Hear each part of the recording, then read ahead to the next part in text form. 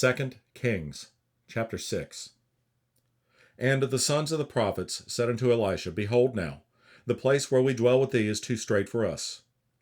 Let us go, we pray thee, unto Jordan, and take thence every man a beam, and let us make us a place there, where we may dwell. And he answered, Go ye. And one said, Be content, I pray thee, and go with thy servants. And he answered, I will go. So he went with them. And when they came to Jordan, they cut down wood. But as one was felling a beam, the axe head fell into the water, and he cried and said, Alas, master, for it was borrowed. And the man of God said, Where fell it? And he shewed him the place, and he cut down a stick and cast it in thither, and the iron did swim. Therefore said he, Take it up to thee. And he put out his hand and took it.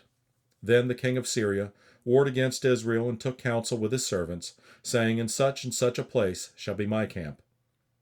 And the man of God sent unto the king of Israel, saying, Beware that thou pass not such a place, for thither the Syrians are come down. And the king of Israel sent to the place which the man of God told him and warned him of, and saved himself there not once nor twice. Therefore the heart of the king of Syria was sore troubled for this thing. And he called his servants and said unto them, Will ye not shew me which of us is for the king of Israel? And one of his servants said, None, my lord, O king. But Elisha, the prophet that is in Israel, telleth the king of Israel the words that thou speakest in thy bedchamber. And he said, Go and spy where he is, that I may send and fetch him. And it was told him, saying, Behold, he is in Dothan.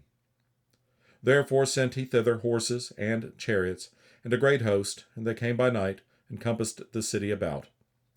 And when the servant of the man of God was risen early and gone forth, behold, an host compassed the city both with horses and chariots. And his servant said unto him, Alas, my master, how shall we do?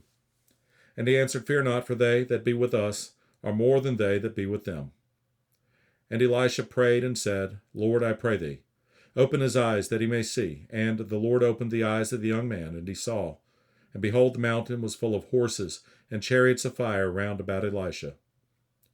And when they came down to him, Elisha prayed unto the Lord and said, Smite this people, I pray thee, with blindness. And he smote them with blindness according to the word of Elisha. And Elisha said unto them, This is not the way, neither is this city.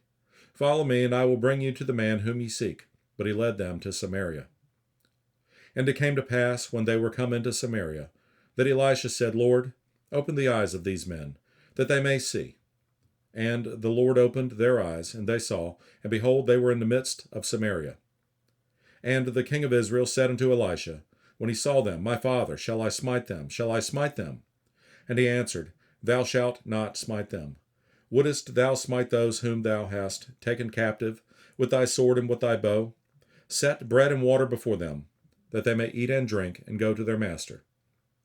And he prepared great provision for them, and when they had eaten and drunk, he sent them away, and they went to their master. So the bands of Syria came no more into the land of Israel.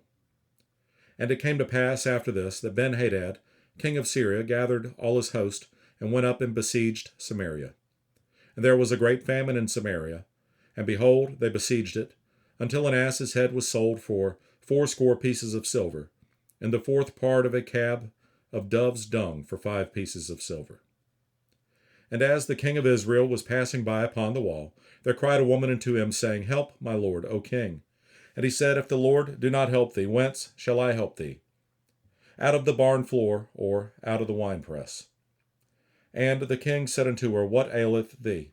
And she answered, This woman said unto me, Give thy son, that we may eat him today, and we will eat my son tomorrow. So we boiled my son, and did eat him. And I said unto her on the next day, Give thy son, that we may eat him. And she hath hid her son. And it came to pass, when the king heard the words of the woman, that he rent his clothes, and he passed by upon the wall. And the people looked, and behold, he had sackcloth within upon his flesh. Then he said, God do so, and more also to me, if the head of Elisha the son of Shaphat shall stand on him this day. But Elisha sat in his house, and the elders sat with him, and the king sent a man from before him. But ere the messenger came to him, he said to the elders, See ye how this son of a murderer hath sent to take away mine head? Look, when the messenger cometh, shut the door, and hold him fast at the door. Is not the sound of his master's feet behind him? And while he yet talked with them, behold, the messenger came down unto him. And he said, Behold, this evil is of the Lord. What should I wait for the Lord any longer?